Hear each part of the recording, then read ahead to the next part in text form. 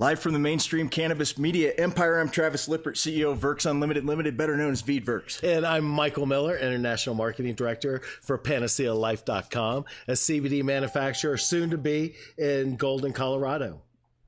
Can't wait for that. We keep getting blurry. Well, you know what? It's probably because of the weather outside. When I walked into the studio, it was 14 degrees, feels like 7, and it's kind of the cold that bites your face off. Yeah. I love the little snow flurries going around, too. What is going on? It's beautiful. With our, I think it's an improvement. Hello. I don't know. We're going to keep getting blurry today. That's crazy. Well, what about Doc Rob? Do we blur him or no? I don't know. There, now we're back in focus. Today, at least for right now. Today we have Doc Rob Streisfeld on the show, and he is a man of many hats. He's a healthcare professional, natural food chef, natural product consultant for over 15 years, and a passionate cannabis advocate and educator. We need to have him on our a Battle of the CBD Chefs show in the near future. We should. Do you Wait, I don't have him on yet. We don't? Yeah. Okay. And then also today we're going to talk about House Bill 1076, which is a joke, and the Green Crayon campaign, which would encourage school districts to act upon Jack's Law and Quentin's amendment to it. Only one school district has. And then Kansas Hemp Symposium's coming up. Yay. Kansas Highway Troll is going to be in full effect. And Vicente Fox. And then, yay. He will be on next Tuesday, the 26th. That's amazing. Yeah. And then the following month, 10 days later, on March 8th, we have Senator Diane Savino out of Long Island, New York. Known her 6 years, great advocate for our movement, and really loved up there in New York, that's for sure. Cool. Well, let's bring on this handsome guy.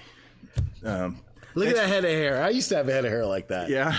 I like his camera. It's got the nice, like the filter, depth of field, and it's the backgrounds. We should do something like that. Let's think about it.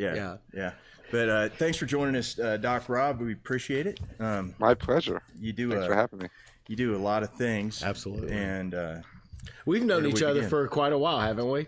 Oh, yeah, Mike. We've been connected a long time in this industry, and from the early Colorado getting started days to national events and Florida events. And again, like you said, President Fox and other international opportunities. So, yeah, you've been involved for a while, and keeping busy. It's fun. Yeah, it is. It sure is. I just got caught up. Oh, on what? Right there? No, I got everything going. Yay, we've got everything going.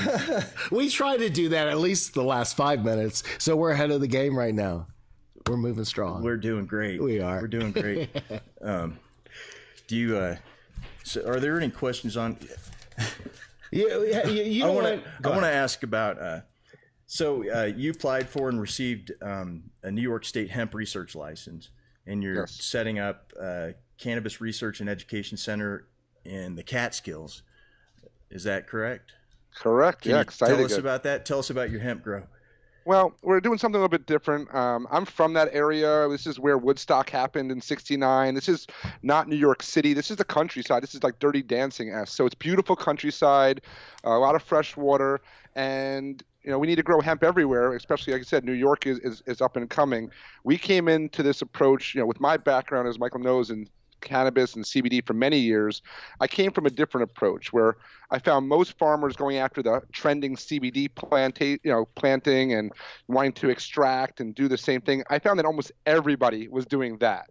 So what I felt was, in order to support this long-term industry's growth, that I wanted to take my background in science and natural products and open up more of a research center and a place where we can look at different types of hemp products and hemp derivatives and different cultivation methodologies, so we can enhance and keep supporting the evolution of this industry back in the United States and internationally. I felt like if I were just to jump on in and do another CBD farm, and I'm not knocking CBD, I'm just saying to do another CBD farm, I felt it wouldn't be using my skill sets and understanding to its best of its ability. So what are you going to grow fiber or seeds, or what are you going to get into? Well, again, that's a little part of the trickiness of what we're working on. We're looking at a lot of different areas. We're looking at the nutritional attributes of hemp. We're looking at different cultivation methodologies and what it produces. We're also, one of my passions and one of the main focuses of our research is on the phytoremediation and soil repairment, that can happen with hemp as well as other compounds organically. You see all this issue with Monsanto and chemicals and garbage in our agricultural system. And so part of my passion is to help repair the earth, provide the best plants and nature-given gifts as possible, and to help heal the people and the planet. So it's kind of a combination of the soil to the shelf. We'll be doing different aspects of research and development in the hemp space. I like to say cannabis space because it's going to not be limited once New York turns to more of an adult use state, which is on the horizon. We want to just call it Cannabis Research Center and not just a hemp research center, because it's all cannabis. It sure is. So since Farm Bill being signed last part of 2018, a lot of people are excited. A lot of people are talking about CBD. What's your thoughts on it? I have some excitement, but I also have hesitations. When people think that the Farm Bill was going to pass, that means, CBD is legal, hemp is legal. No. I've been in this industry, when I mean industry, the dietary supplement and natural foods, working with the FDA and the guidelines and regulatory complexities that exist. Just because the DEA steps aside, it doesn't mean it's free for all. It's FDA and USDA and so many other, groups getting involved in setting down guidelines. And with those guidelines comes big industry. Sure. So now you start to see all these small farmers who thought they'd have a chance starting to, their smiles turning upside down as they see these big corporations and big companies dumping a ton of money and monopolizing the space. So I believe that on one hand, the industry has great potential, but we have to support local farmers always. We have to support grow your own rights in every way possible for all aspects of plants and cannabis. And, I think that with CBD, I'm still feeling that it's going to be, I've seen lots of trends in natural products. I've seen soy, I've seen coconut, I've seen, vitamin D, I've seen resveratrol. We've seen a lot of these trends. So how long will CBD exist as this hot button trend? Instead, I like to focus that, hey, we're talking about cannabis here. We're talking about a plant that has over 500 compounds, and CBD is just one of them. And I want to make a point, do not allow conversations to go to demonize THC for the benefits of CBD. Agreed. Because that's not going to benefit us at all as an industry long term. Okay. So that's some of my initial thoughts. I agree with that. I do too. I had something deep to say about that, but so with the FDA, so the DEA rescheduled Epidiolex as Schedule 5, which was a big mistake now that we look at it. So maybe not. And we've had these health inspectors kicking in doors in Ohio and New York, Florida, Texas, North Carolina, Texas. Carolinas, yep. Alabama, and they're doing so, saying that now because CBD is in a prescription drug, then to add it to food it would make it a food adulterant. So my question to you as a doctor is, are there not prescription drugs that contain sugars like glucose or sodium, like a prescription saline drip? And we add that to food all the time. So what do you think about that line of argument? Well, we know it's a power grab, a money grab. It's not really logical. I mean, look, the plant, most of the medications that we talk about popularly, Valium, came from valerian root. We hear a lot of the cannabis industry touting linalool, this amazing terpene for anxiety, but we've been using lavender and lavender extracts for so many years as naturopathic doctors. So we have to understand that I'm not a big fan of everyone throwing CBD into cocktails in the bars and throwing it everywhere, because there is a physiological effect in the liver and the different individuals will respond differently. We have to have some guidance. However, that's going to be part of this emerging field. In New York, for example, which, as you can know, I'm very active and attentive to, they say, you can't put CBD in vapes, you can't put it into foods, but is that an isolate? They didn't say is that. They didn't. Yeah, they did. They said you can't put it in vapes? They don't want vapes in New York. In New York. Okay. Yeah, this is New York specifically. So the point is that, they're going to be, as they regulate CBD, everyone's asking for regulations. My opinion or my feeling is that they're going to set levels. So a certain amount of naturally occurring cannabidiol in hemp extract will be over the counter or available like mainstream. But once you start to concentrate, or once you add to a certain potency higher than X, which we don't know yet, they may say that's a prescription only level. So if you have certain compounds that are, legal to get over the counter up to a certain percentage of potency, but above that you'll need a doctor's prescription. They might regulate it that way. There's a lot of different things we're learning about. The problem we see is that all these, and I don't want to knock, but quick overnight salesmen for kilos of isolate, that's been happening the last couple of years. People have no idea about the plant. They have no idea about the safety. They have no idea about the sourcing, but they're willing to sell a kilo of powder to anyone who wants to buy it, to make products to sell it to anyone who's willing to purchase them, is not a really good solid foundation for an industry like this. So we definitely need some rules. We definitely need some guidelines. Overall, though, the compounds are pretty safe. So as a physician, I feel really confident that there's not a tendency for abuse, but anything in too much can be harmful. Anything, just like too much water, you'll drown. Any compound, anything in too much potency in the body, you might have negative effects long term. So we have to keep an eye on how much CBD or how much of these compounds we're putting in our body at one time. And then, of course, the other side of that coin is, do you really need so much?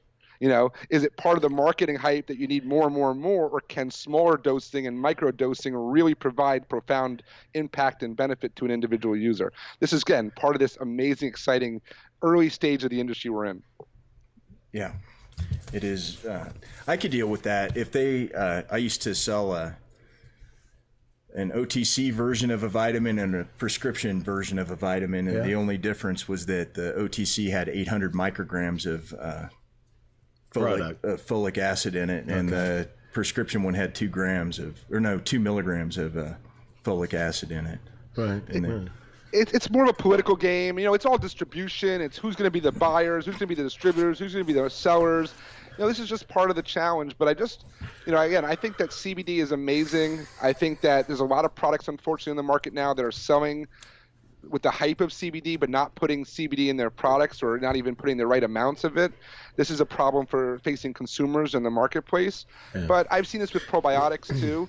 The hype of, you got to have billions of probiotics for it to work, but meanwhile they aren't effective. They're dead. They're useless. They're not functional. So it's going to be interesting. But I want people just to know your source and ask the companies, the manufacturers, lots of questions, get certifications of analysis, get your lab testing, be conscious consumers. That's been my platform as a professional for my whole career. Just be a more educated, conscious consumer.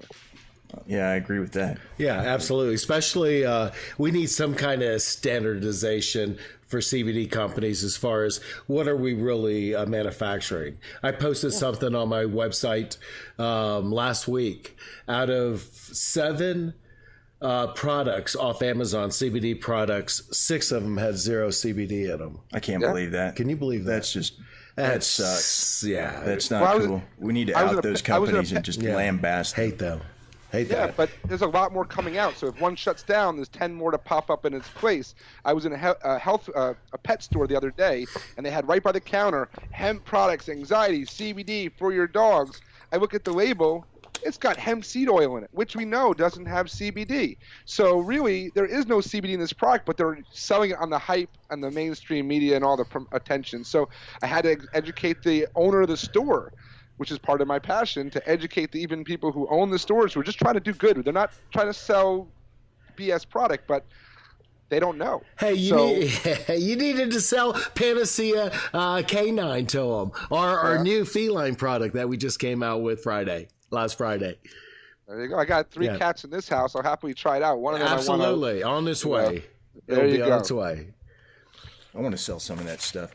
I got an idea for your pet products. Oh yeah, for your dogs. Oh, that okay.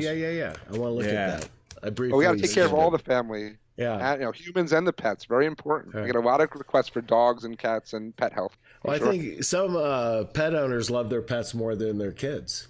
Oh, I've seen it. Or at least definitely spend more money on preventing health. Yeah.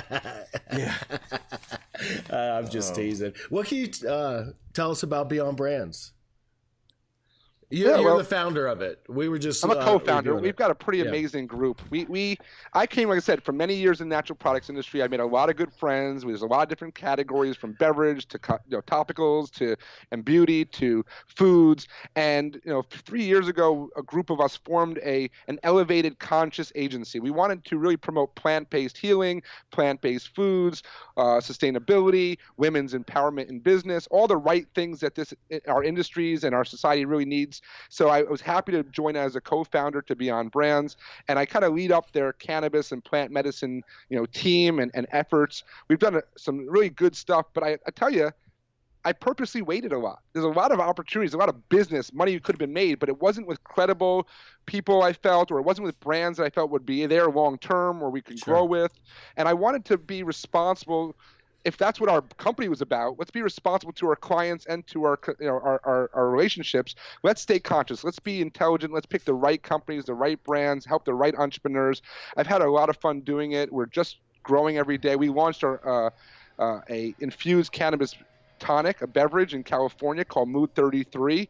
It's doing amazingly well, and one of the reasons is it's a lower dose. It's about 10 milligrams average per bottle, whereas when the early beverages came out, it was 100 milligrams per bottle, and the unknowing consumer would take 2 big gulps, consume 50 milligrams of cannabinoids or THC, and be wasted.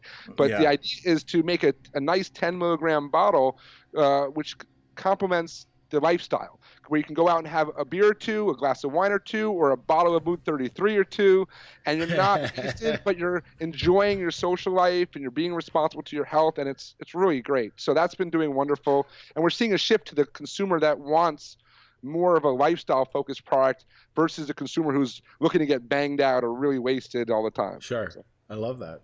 Mood 33. Mood 33. Where's our sample? Yeah. Hey, you know what? We're going to take that name off. Let's take Mood 33 when we edit it out until we get our product. When you come out to California, I'll make sure you have some, no doubt, of course. Now, you still live in South Florida, though, right? I split my time between Arizona, where I'm a medical director of multiple medical marijuana dispensaries, and I do some consulting there. And then I'm in Florida at the moment. I came a few years back. I moved back here because family illness, and my mom was sick, and I actually was able to treat her and benefit her health with cannabinoids, and my grandparents as well. So, and then of course I met my loving partner and now wife, Lori. So we're here and we're back and forth, but we travel. We have the New York project, which is going to be a focus, especially this summer with the 50th anniversary of Woodstock coming in this August. So we're going to have a big party and join the celebrations up there. And we also do some work in Jamaica, trying to help, from a cultural standpoint, incorporate ganja back into the healthy lifestyle attributes of Jamaicans. So it's a lot of fun.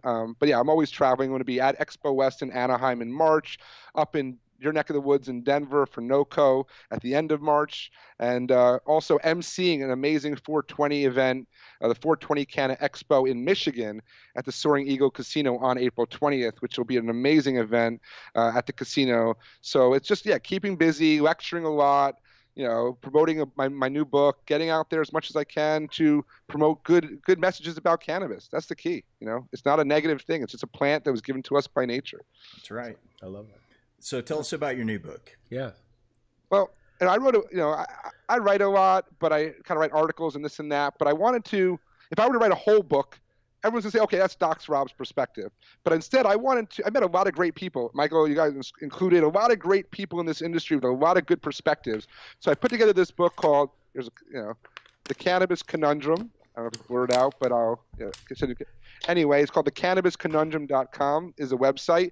And I have about 10 other experts, from consultants to lawyers to investment bankers to you name it, to our friend Rick Trojan, Hemp Road Trip, people who are advocates, and quotes from other experts, Mara Gordon from and Zelda. There's a lot of great people sharing their perspectives of the industry. And that's really what I wanted to do. I want to be a platform, and I want to give our readers insight from different viewpoints of hemp and marijuana and challenges and opportunities. And this book is actually, due to the great interest so far, has become a series. So we're going to have a lot more. So this first book was a compilation of experts and advocates and insiders. Another one's going to be doctors, health professionals, scientists, and researchers only. Another one's going to be patients, caregivers, and their loved ones tell their stories. Another one's going to be the international perspective. There's so much happening in the world, from Europe to South America to Mexico to Asia. We want to bring in different perspectives from the globe. And then we're going to have one that's just going to be all about the women in the industry, because it's an amazing opportunity to champion these powerful and talented women in our industry, the CEOs, the consultants, all that. So I just want to keep the story going, keep the conversation alive, and help dispel some of these bad myths and propaganda messages from 70, 80 years ago that we have to break away from. Well, when those books go to a movie, the big screen, I think you should play Doc Rob. You kind of look alike. Yeah. There you go. I don't know. You just got to get that head of hair. I can't. I'm 500 pounds too heavy.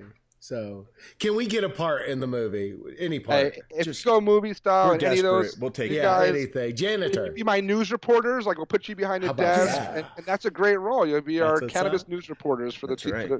I love it. This is Michael Miller. I know. I have my show on iHeart and Cannabis Radio and Spotify, Concierge for Better Living, and I always seem that I change my voice a little bit too. It's always like, "Thank you, this is Doc Rob," and I'm just me. I'm just being fun and wanting to share conversations, and it's good. I love what you guys do. It's just talking about this industry, getting some information out there. It's much needed, and you do it with a smile, which I think is always. You know what? It is what it is. You get what you get from us.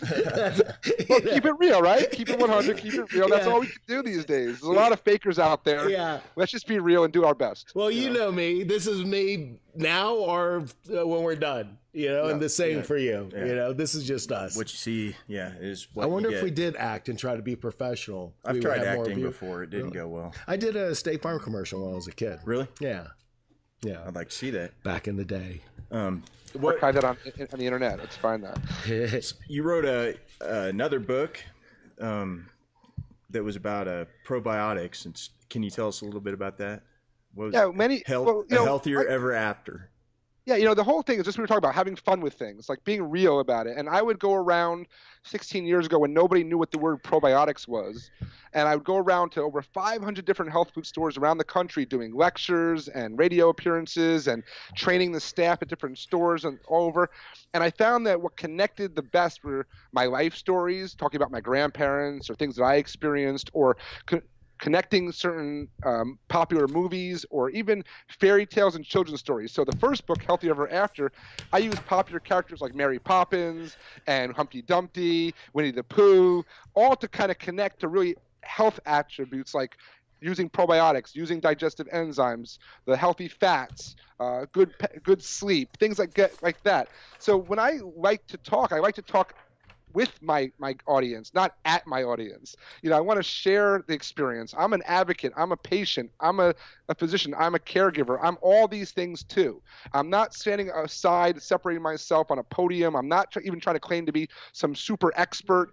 I'm with everybody else in this journey. I'm just trying to get through the information, try to share the right information, and try to help people live a better life today and tomorrow. So, The Healthy Ever After was just a nice first book that connected a lot of those stories. Now the only problem is the young adults that I'm trying to connect with don't have a clue half those children's stories. They don't know who Mother Goose rhymes or anything was. They know all the go to talk about video games or I don't know. I hate to sound like my grandparents, feel like old and out of touch, but it's a new age that we face right now.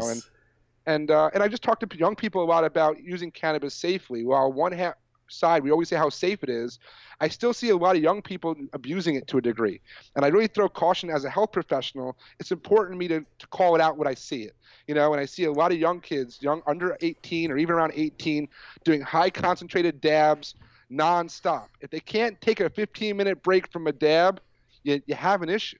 I hate to say it that way, but it's something that stimulates the neurological system. It hits all the receptors. It's got to be used responsibly. Just like you don't want to. It's the keg stand of beer bong culture, and getting 100 shots of beer in and out, that type of thing. Or are you using it responsibly to make yourself feel better, to sleep better, to have a better lifestyle? And that's what we got to keep advocating for: responsible use. 100 shots of beer in an hour. I never even tried that. Never. No, don't. Please don't. It's not. I don't even personally. I'm sure if I was younger, I would dab or whatever occasionally, but it's too strong for me. Is it? Yeah, I'm a lightweight. There's no shame in that. Yeah. No shame in that. I'm a big microdosing fan and everything. We talk about, there's a lot of things we're going to learn. Part of my research plan is that this plant doesn't need to be isolated and extracted and processed to have benefits. I'll give you a couple quick other misnomers. The word psychoactive is often misused in our industry. Yeah. Psychoactive does not mean bad. Okay. Right. Psychoactive just means it activates the neurological system. Coffee is psychoactive to a degree. Sure. Don't pin, this is good because it's not psychoactive and this is bad because it's psychoactive. Because I can tell you, I've had terminally ill patients who benefited from a small amount of THC where they felt a bit of euphoria. They felt a little bit of happiness, a little bit of joy, a little relief from their situation. And I will tell you, that's a gift of medicine right there. Yeah. If you've never seen that firsthand, don't demonize this euphoric good feeling that some people actually benefit from. Some people say, this is bad, this is make you sleepy. Well, some people don't sleep, and that's what they're looking for. Don't be a judge of what you don't understand. Let people experience it, find it out themselves, and find that benefit. So I really that's a big sticking point. The other one I'll tell you is you do not need to decarboxylate or heat your plant to activate the compounds. Nature gives it to us in all active forms, meaning the plant is active from the earth. What the different compounds do, what your goal is, what their function may be, may change when you heat it, right? But they found that different compounds, when you eat a tomato, some compounds are better when you eat the tomato raw, whereas some compounds work better in the body once it's heated and cooked. Doesn't mean that one's good or bad. They just work differently. So when everyone says, it's not activated until it's heated and decarboxylated, again, not accurate. So I just want to share some of those thoughts, some of those common things I see, some of those mistakes in the industry often. I have a couple random questions for you. How close is your cannabis research and education center to the Pocono racetrack? We're actually pretty west, in New York State. We're close to the Delaware River, very close to the Pennsylvania border where we're set up. Mm-hmm. It's probably the Pocono racetrack specifically, probably less than an hour. I'm not 100% sure. We have the Monticello racetrack. We have the new World Casino that just opened up in Monticello on the old Concord Resort Hotel site. There's a $300 million water park being built up there. Wow. You have the famous Bethel Woods, which is on the Woodstock site, which is a great music venue. Luxury hotels being built up there. That old, the Borscht Belt, the Catskills, the heyday, which was the 50s and 60s, that was historic, is coming back. And so we want to be a part of that. That's what I grew up. My family grew up. We were part of that. So if I had a chance to get in the game, as they say, firsthand, not just advise and consult for other companies, this is where I wanted to do it, back home. And it's going to be great. Plus, I want to help other companies. There's a lot of companies out there. This is not just about my service. A lot of companies are welcome to join in and sponsor research and participate in research. And we're going to have education. We're going to have a lot of webinars. We're going to have a lot of retreats and events on the site. We want to make this hands-on. And I don't mean just for CBD or medicine. We want to get down to where we can do more hempcrete projects for tiny home buildings. We want to talk about all different aspects of even fiber and food, and this is an amazing plant. There's so much we can do. I just kind of worry that all the money right now is just so narrowly focused on CBD at this point, when there's so much more that is going to happen. So what's going to happen in 2 years from now when everyone's got CBD and the price point's down? That's all I look at is what's exciting next. CBG, what's going to be CBG, CBN, yeah. CBC. Yeah, there's so much. There's so many things that I know. And I'm part of the International Cannabinoid Research Society, which is an amazing organization. I sit on APA, which is the American Herbal Products Association's Cannabis Committee. They do some amazing work. Boards? Are these really organizations? Only because we don't sit on the board. I'm not on it. I'm not on the board of anything. There's only so many boards you guys can sit on. There's only so many things you guys I sit can on do. none. What about you? No. I guess Veedverks. Yeah. God, how about that? Do you? My second random question for you is: do you happen to know Clee Irwin? Is that ring? It does not ring a bell, okay. But I guess he was in nutraceuticals. That space before, and then I know him from his lectures on quantum physics. Really? Like he's got this company, but I just saw a video where he's somehow getting involved in the hemp space. Really? Boy, that guy's got a brain in his head. He's a lot of my do something. A lot of my guys from the natural products, the dietary supplement world, are getting more comfortable with and getting more involved. And we're starting to take some of our innovations and our ingredients and some of our understanding, especially when it comes to quality control and good manufacturing practices and regulatory compliance. Those are things that we're starting to see blend into the cannabis industry, which is a good thing.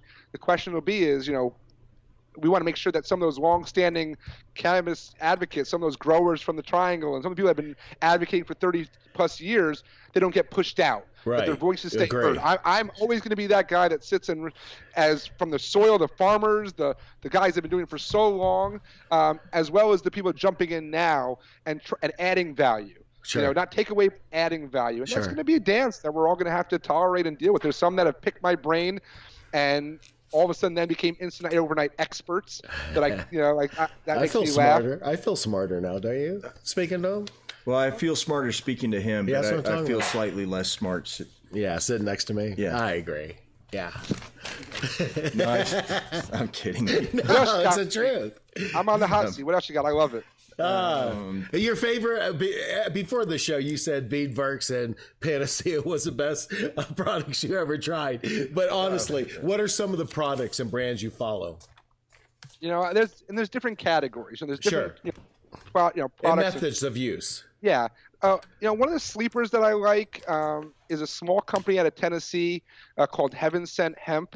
It's a 30-year medical herbalist who's put this together and does really careful extraction. It's very high end in that opinion. I really like the way he does it. It may not be ever high scale or in every store, but what he does is really high quality. And I think there's going to be a market for both high quality, more mainstream brands, as well as some of these artisanal, small batch companies that really have good products.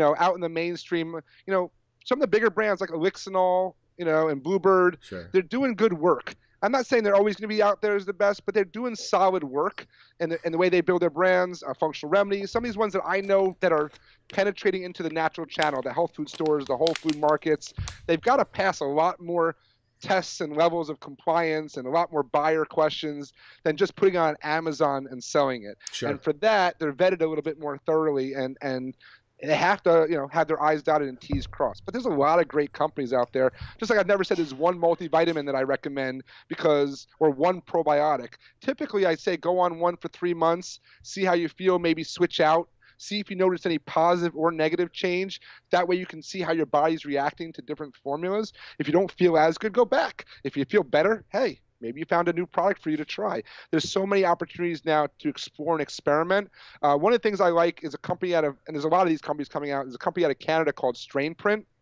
And these apps and these companies and Potbotics, these are companies that are starting to help the user journal and keep track of their cannabis experiences. So not only are they reading like off Leafly or these websites, they personally can say, oh, I bought this strain from this dispensary, or I took this product for this condition, I tried it, this was my experience. And they're collecting all this data so that eventually, hopefully consumers that say, oh, I have XYZ issue, they'll know what might be the 1, 2, or 3 best products for that condition from millions and millions of data points and millions of consumer trials and experiences. So this is, again, we're very young stage right now, and there's going to be a lot of this evolution.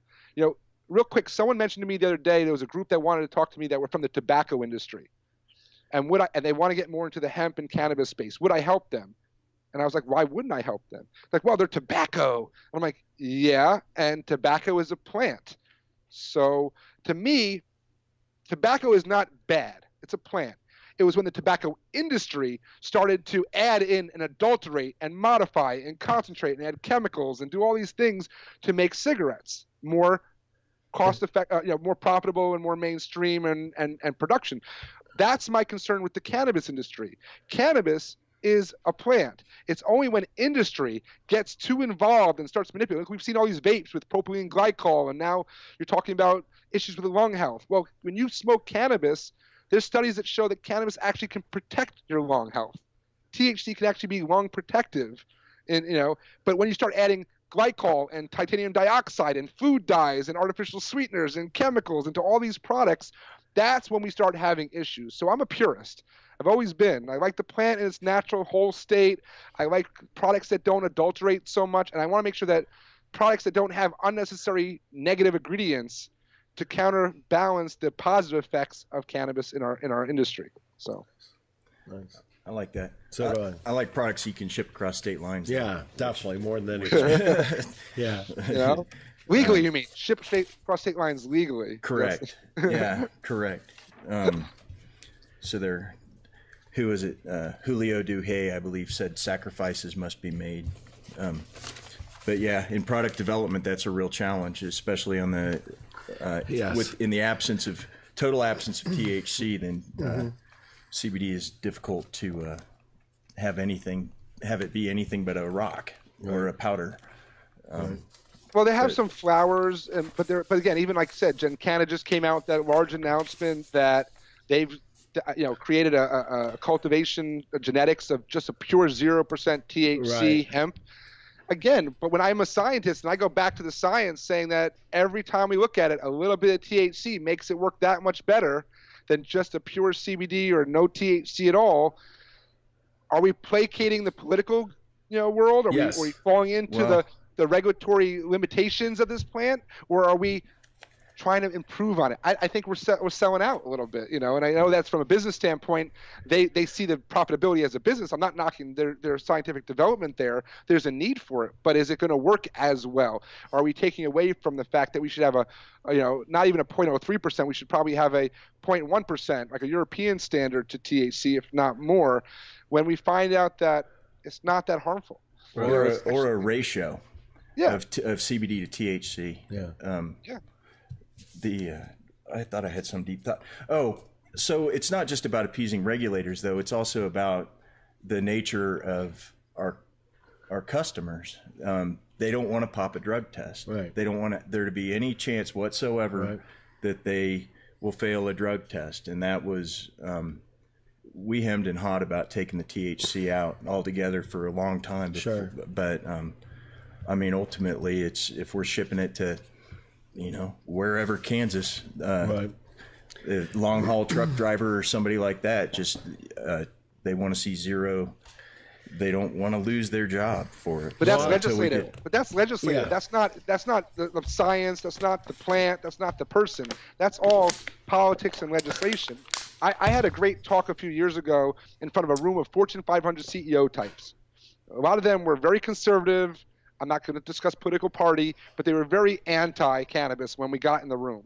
And I had a great talk, and I tell you, I turned their mind.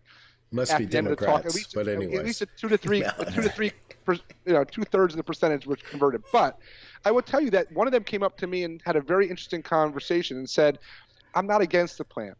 I'm not against using it as an individual. I'm not against the medical benefits of it. But I'm a CEO. I run a company, and I have a manufacturing floor with 150 employees on the floor. Some of those employees work together on machines, 2-3 men on a machine. Now, if there's an injury, HR knows how to handle the injury, whether it be a drug test, alcohol use, whatever it might be. We don't know what to do with cannabis. We don't know what to do if there's a small amount of THC in their blood, but that doesn't mean they were compromised in their work, right? So that he said, there's a big voice of being against the plant. That's not about the plant at all. It's about their, like you say, it's about their jobs, about their business, about their legality of it. It's not about the plant itself. They don't care. They say this makes my people come to work and are out less, feel better and less pain, sleeping better, whatever it might be. We're all for it, but we have to understand how it could impact us on the backside with HR and lawsuits and those things. So these are a lot of, just like banking, people want to do it, but they don't want to have issues with the banking systems. The banks want to take this money. They want all our industry's money. Sure. They just don't want to have an issue with the Fed. So it's not about the plan. It's about what they're, it's all about consequences, Yeah. It's also, so this is where we're going to battle. This is where we're going to have to, shine some light on this plant some more. But, we're getting behind the European market. We're getting behind the international market. Look at Canada. Mexico, is legalizing it as of this week for recreational use. It's historic, and I was part of the original group that went down to Puerto Rico. that had no clue what hemp, CBD, cannabis was 5 years ago, 4 years ago, and now look at Puerto Rico.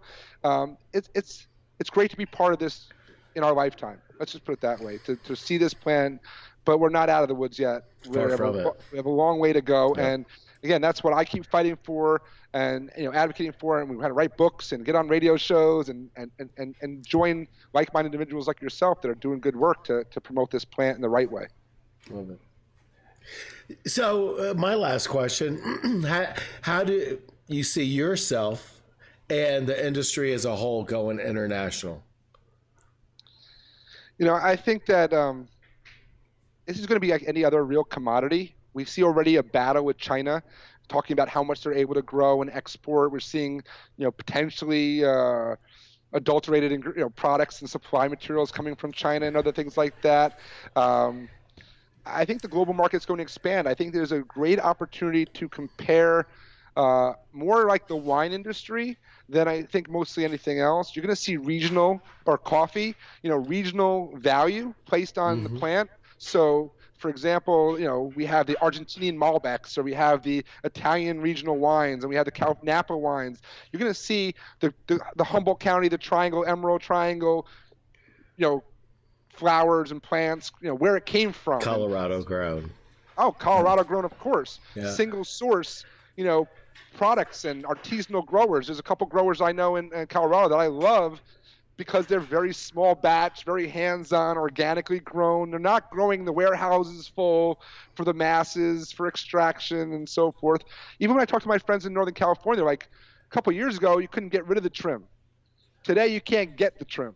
Because so think about how things shifted in different commodities. Like I love, when hemp starts growing all over the United States, where are we going to shift our industrial focuses on, from building materials and energy uses? And I love all that opportunity. This is a global play. We're in Jamaica, for example, which is where I'm really excited about doing some work with, because it's cultural. It's not just a business, it's part of the culture.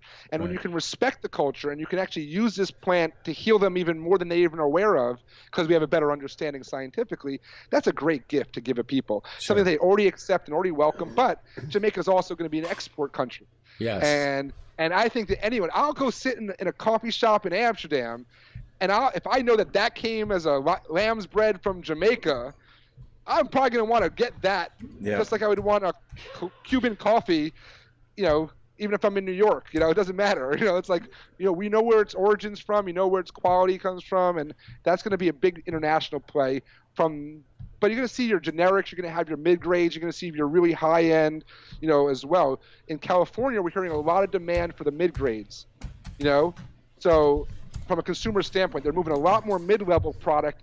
They're not getting as many people buying into the high expensive stuff, and of course nobody wants the swag, the stuff that they can get going over to Tijuana. But that's all part of the different shakeouts. This is just a big commodity play. That's why it scares me a little bit about all these investors that are dumping a ton of money. Not to say that there's not an opportunity, but a ton of money into just CBD, because there's so many things that this industry offers that they might. Some of these farmers are projecting their revenue at what they can get today for a bottle of CBD. Yeah. I don't expect them getting that same price in 3 years from now. And if they don't have their business plans adjusting accordingly, they're going to be out of business, or they're going to be part of that roll-up, that merger acquisition play that I think that some of these bigger companies are waiting for.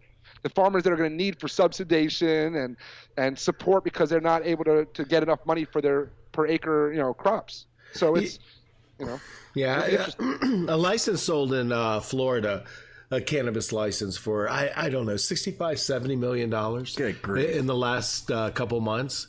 Now a new governor, which I agree 100%. The way Florida has done is similar to New York. It's set up like a cartel. You've got just a couple people that control the whole state. And it goes against everything that I truly believe in. I kind of think that I like the Colorado market. There should be a couple thousands dispensaries, not vertical license. A couple thousand growers or 100 growers and a couple manufacturers. But the person who spent that kind of money for that license, if it becomes a rec state, and with this new governor, that license might only be worth $5,000. Well, this is why $5 million. Excuse me. Well, this is why I get calls from major investment houses and funds and Deloitte fund managers, and I'm just advising, saying, if you want to get into the CBD game, you're probably in 2 or 3 years too late, in my opinion, if you really want to take advantage of it. If you're getting the cannabis space, every state has its own landmines to be aware of. Florida, which as we mentioned, I'm in part-time, everyone's like, what are you doing in Florida? I'm like, I purposely, again, sat back on the sidelines and wanted to wait. And people are like, oh, well, are you going to apply for a license? I'm like, if you got a $200,000, $300,000, $500,000 to throw away, sure, go apply. But I don't think unless you have an inside track at this stage of the game, you're going to have a shot. And it's sad. It's truly sad that that's the way the market's been. But with the new Commissioner of Agriculture, Nikki Fried, she's already making some rumblings in a good way. And I think she really wants to set a real strong agricultural-based industry for cannabis, both hemp and marijuana. They want to take the medical marijuana away from the health professional organizations and into the agricultural organizations. So again, it gets a little less biased, I think. But every day's a new day in the state. You never know. But I hope that no matter what they do, they're going to free the flower, and they're going to hopefully allow. Because they made a state where you can't have flour, which makes no sense. So it opens a black market, flower market, which is big. But you also allow, I think everywhere should have, an individual should be able to grow 6 plants on average themselves at home. If you can grow tomatoes, this is my best example. I have a garden in my backyard in Florida. I can grow tomatoes. I can grow cucumbers. I can grow medical herbs. And I mean medical. I'm talking about, rosemary, and I'm talking, they're culinary, but they're also can be used medicinally. And if I can't grow kale and all these things to make a smoothie in the morning, but I can't grow 6 plants of cannabis for my own use, that's ridiculous. Yeah. Now, if I grew more than 6 plants and I started to make products and sold them, same thing if I grew a greenhouse full of tomatoes and started selling my own tomato sauce. I'd have to have different licenses, different permits, different regulations, different quality. It's just different. When you're going for small scale, everyone should be able to grow 6 plants in their household no matter what. That's my opinion. I hope that more people take that on, especially when, and it's something that people don't always understand, is when that plant comes out of your garden, I don't care if you rolled it right up and smoked it or you ate it, you're not getting high. So it's only when you add steps and make certain things, that's an effort. Again, it's just a whole process that people don't understand. But Florida has some opportunity. The hemp industry is going to take off here. Yes. I really believe she's going to make this a big hemp player. What that means, as we know, is that going to be 6, 12 feet stalks of industrial hemp, or is that going to be a whole ton of greenhouses growing marijuana-like hemp, for CBD production? I'm hoping to help Nikki. Well, I'm hoping to help Nikki understand that there's a difference between those two. Yes. And that's something that not just myself, but I think a lot of people in the state are trying to educate the industry about. But yeah, Florida's going to be great. I like Arizona as another state. They've stuck with their medical program, and it's evolved. It's grown. They've got a good patient base. They're still battling there. If you just saw recently, the senators are trying to take away extracts and concentrates. Yeah. I have all these medical patients on vape pens and capsules. Do you know his name? There's a bunch of Democratic senators, I believe, that are against it. But it's just a political play. But come on, you're going to take extracts away from a multi-year industry all of a sudden and have all those patients not be able to get their medicine? That's a national emergency. Okay, that's a crisis right there. Not the border, but take away people's medicines just because you have a political gripe about it. Not cool. I love, Connecticut, small state, not getting a lot of press, good medical program. Yes, there. they do. Yes, they do. Massachusetts, great potential. Yeah. A lot of mistakes, a lot of stumbling, but they'll get their game on. I think the Northeast holds a tremendous amount of potential. As much as everyone's talking about the West Coast and Pacific Northwest, I love my Northeast crew. I'm powerful. New Jersey, New York, Pennsylvania, Maryland, Vermont, Massachusetts, New Hampshire, Maine. That's going to be a stronghold of some really quality brands and products coming out of there. I'm really excited about that, too. Cool. That's all I got. Do you know any jokes? A horse walks into the bar. The bartender goes, "Why the long face?" That's a first guess that actually threw one out. Yeah. I like it. Good deal. I got one more for you. Yeah. So the guy goes to his doctor. He says, Doctor, I can't sleep. He goes, "Tell me about it." He goes, "Well, 2 nights ago, I had a weird dream. I dreamt I was a wigwam." Wigwam? He goes, "Yeah." He goes, and last night, I dreamt I was a teepee. He's like, yeah. He says, Doc, what's going on? What does this mean? He goes, just relax. You're 2 tenths. Good one. And if it's a cannabis doctor, he's saying, and take some CBD. So there you go. Doc Rob, thanks so much for being on the show. Thank you very much. We're definitely going to have you on whenever we need an expert on nutraceuticals or this plant. Anytime, guys. It's my pleasure. Anyone listening, go to docrob.com. Check me out on social media. Ask me questions. I'm here for you. That's my passion, to be an educator and an advocate. I wish everyone all the best in health and happiness. Thanks for having me on, guys. Wish you have a great day. Take care, buddy. Thanks so much, Doc Rob. All right. Great show. He's something else. Well, great show so far. Uh-oh. Are we getting down and dirty now? What? Let's get down and dirty. I'll tell you that tomorrow at 1:30 at the state capitol, they're going to have a hearing on House Bill 19-1076. Is that the vape one? That's the vape one. You've been waiting for. So they're going to the language of this bill defines an electronic smoking device is any product that contains or delivers nicotine or any other substance intended for human consumption and that can be used by a person to enable the inhalation of vapor or aerosol from the product, and includes any product described in subsection blah of this section and any similar product or device, whether manufactured, distributed, marketed, or sold as an e-cigarette, e-cigar, e-pipe, e-hookah, or vape pen, or under any other product name or descriptor. So, and then they define smoking as inhaling, exhaling, burning, or carrying any lighted or heated cigar, cigarette, or pipe, or any other lighted or heated tobacco or plant product intended for inhalation, including marijuana, whether natural or synthetic, in any manner or any form. Smoking also includes the use of an ESD, and so I'm going there tomorrow to present Veedverks' new electronic smoking device. Yay! Fire-powered electronic smoking device. That. Yeah. Careful smoking that right now. Wow, you know what? I'm stoned. That should be illegal. Also, there's that's a nice smell. Action alert. Jack's Law was passed in Colorado to allow kids to take cannabinoid-based medicine at school. Mm-hmm. And Jack's Law was amended with Quentin's amendment. I think it's Quentin. Quentin's amendment that would allow school personnel to administer the cannabis-based medicine to these kids at school. But so far, only one school district has adopted that. And so there is a new Green Crayon campaign, and you can find information about it on Facebook. I didn't post all of it, but basically it's a call to parents who have a dog in this fight to mail a green crayon to I love that. I'm going to post that. Yeah, Dr. Thomas S. Tucker, DSCD Superintendent, Castle Rock. Or also you can go to their website, and if you don't want to mail a crayon, you can grab a graphic, which I can show you here, and email them. So the reason why it would be good for kids.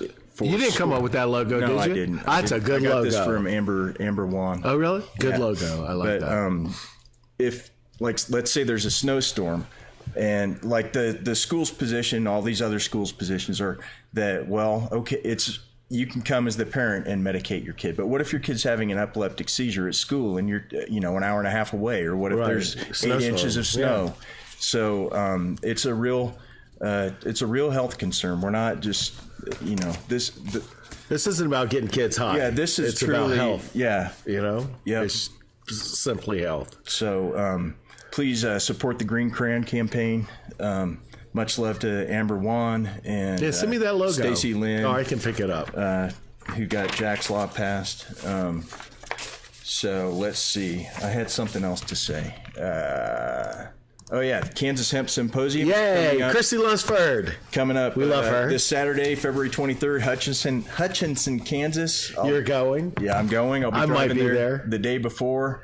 Of course, Kansas Highway Troll will be in full effect. That's what scares me about going right there. Your Kansas car. We talked about it before the show. Yeah. I don't care if I'll be loaded up with my tax stamp. I don't have one of those. I'm bringing. If I get pulled over, I don't care how much I clean my car. A dog will say, Dieter. Dieter the Ghost is going to come along. You know what? I cannot wait for the show where you open that and the police department cut it open. It's a matter of time. I know. It's just a matter of time. Yeah. They're going to let out. I just hope I get it on film because it took a lot of work to slam those Halloween episodes together in, a couple of weeks last year. So maybe they'll unleash the ghost for me on Friday. I don't know if you want to do that with Dieter. I mean, he's friendly to us, but who's to say if he doesn't know who you are? Especially if you're against a plant, because Dieter's 100% for the plant. Dieter I don't really speak that much German, but I believe that he is pro hemp. Yeah. He's in Hanf industry.